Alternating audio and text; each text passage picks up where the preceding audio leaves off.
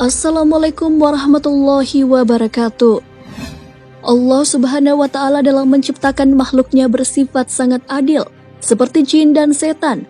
Meskipun memiliki kemampuan yang tidak dimiliki oleh manusia, jin dan setan ini memiliki kelemahannya sendiri. Setan seperti yang diketahui akan selalu menjadi penggoda umat manusia agar berbuat maksiat dan mengingkari kewajiban dari Allah Subhanahu wa Ta'ala. Setan tak akan berhenti menggoda manusia dengan berbagai cara. Setan akan mengerahkan segala kemampuan dan menggunakan banyak tipu daya untuk menyesatkan manusia.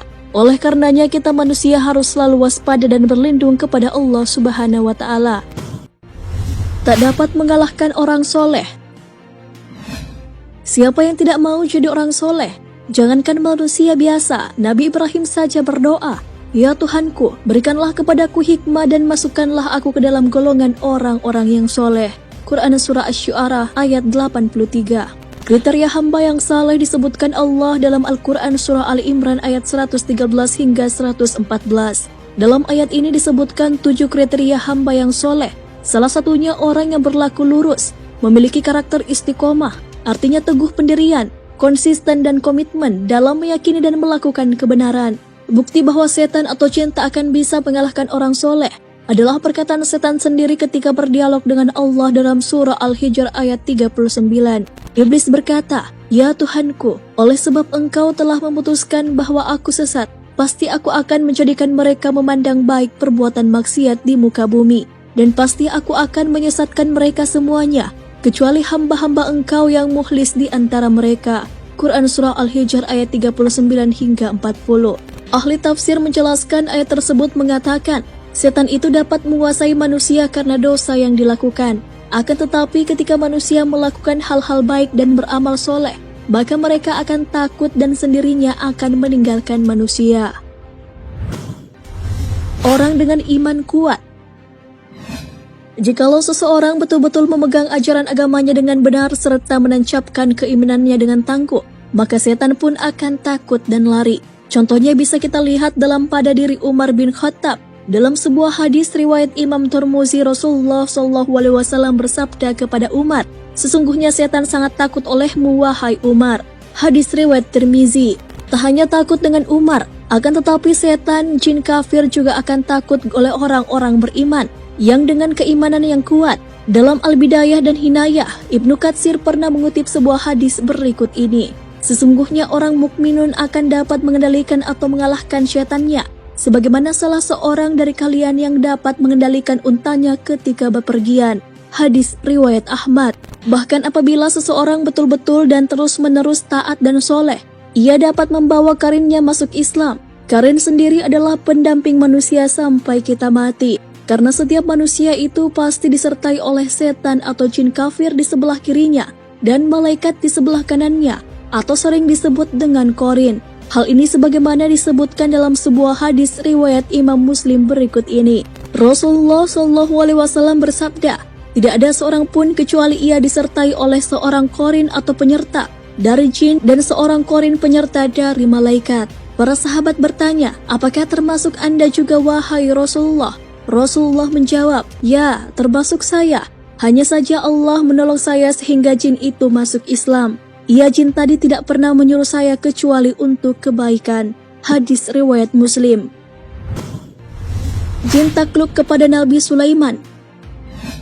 Allah Subhanahu wa Ta'ala berfirman dalam surah Sad ayat 36 hingga 38 yang artinya, "Kemudian kami tundukkan kepadanya angin yang berhembus dengan baik menurut kemana saja yang dikehendakinya, dan kami tundukkan pula kepadanya syaitan-syaitan semuanya ahli bangunan dan penyelam, dan syaitan yang lain terikat dalam belenggu." Quran Surah Sad ayat 36 hingga 38. Hal ini sesuai dengan mukjizat Nabi Sulaiman yang dapat menaklukkan jin dan setan, sehingga semuanya dapat bekerja atas perintahnya. Mukjizat ini diberikan kepada Nabi Sulaiman sebagai pengabul atas doa yang tertera dalam Surah Sad ayat 35 yang artinya, dia berkata, "Ya Tuhanku, ampunilah aku dan anugerahkanlah kepadaku kerajaan yang tidak diberikan atau dimiliki siapapun oleh setelahku. Sungguh engkaulah maha pemberi." Doa Nabi Sulaiman inilah merupakan penyebab Rasulullah tidak jadi untuk mengikat jin yang datang dengan melemparkan anak panah ke muka beliau. Tak dapat menyerupai Rasulullah. Meskipun setan dan jin dapat berubah wujud menjadi manusia, namun mereka tidak akan dapat menyamar menjadi Rasulullah. Oleh karenanya, jikalau seorang bermimpi melihat Rasulullah SAW, maka ia sungguh telah melihatnya.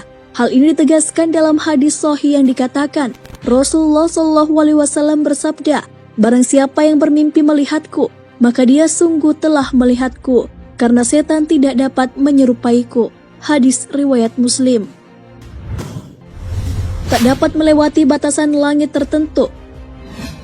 Meskipun jin dan setan mempunyai kelebihan dapat bergerak dengan cepat, akan tetapi mereka tidak akan dapat melewati batas-batas yang sudah ditetapkan yang tidak dapat dilalui selain oleh para malaikat.